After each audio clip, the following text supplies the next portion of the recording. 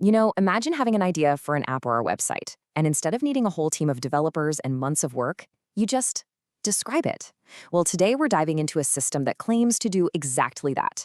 It can turn a simple thought into fully functional software using Anthropic's AI model, Claude. Let's see how this whole thing actually works. So let me just start with a quick question for you. Could you, right now, build a really complex, professional-looking website, totally from scratch, in, say, 10 minutes? I know, it sounds like something straight out of science fiction, right?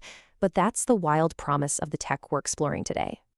And this is where it gets crazy. A process that normally takes a seasoned human developer weeks, maybe even months, is crushed down into just a few minutes.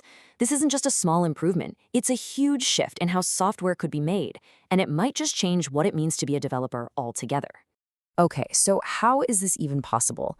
Well, the trick is to stop thinking about this AI as just another tool. You have to start seeing it as your own personal, super efficient development team, just waiting for you to tell it what to build. And look, this isn't just theory. According to developer and educator Nick Seriev, the productivity boost is just massive. We're not just talking about saving a little time here. We're talking about unlocking the power to create things that used to be way too complex or expensive to even try. The economic impact alone tells you why this is such a game changer. So what's the secret sauce? How do you really get from a blank screen to a finished website in minutes? It all comes down to this deceptively simple but incredibly powerful idea called the screenshot loop method. Here's how it works, and it's brilliant. First, you just find a website you like the look of, and you take a screenshot. Simple. Then you feed that picture to the AI, and it writes the first draft of the code. But here's the magic part. It doesn't stop. The AI then takes a screenshot of its own creation, compares it to the picture you gave it, and starts fixing its own mistakes. See, the real power isn't that it gets it perfect on the first shot. It's the insane speed of this build, verify, correct cycle. The AI can run through this loop dozens of times in just a few minutes, getting closer and closer to the goal until its version is a near perfect match of the original. But a process this powerful needs direction, right? You can't just let it run wild and hope for the best. You need a way to steer it right from the get-go. Basically, you have to give it a brain. And that brain is just a simple text file called Claude.md. Before the AI writes a single line of code, it reads this file.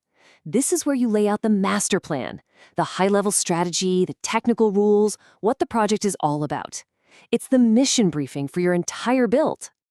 Think about it like this. It's like steering a ship. A tiny 1-degree course correction when you're leaving the port makes a monumental difference thousands of miles down the line. That's exactly what the Claude.md file does. It's that first, crucial course setting that makes sure the AI is on the perfect path from the very beginning.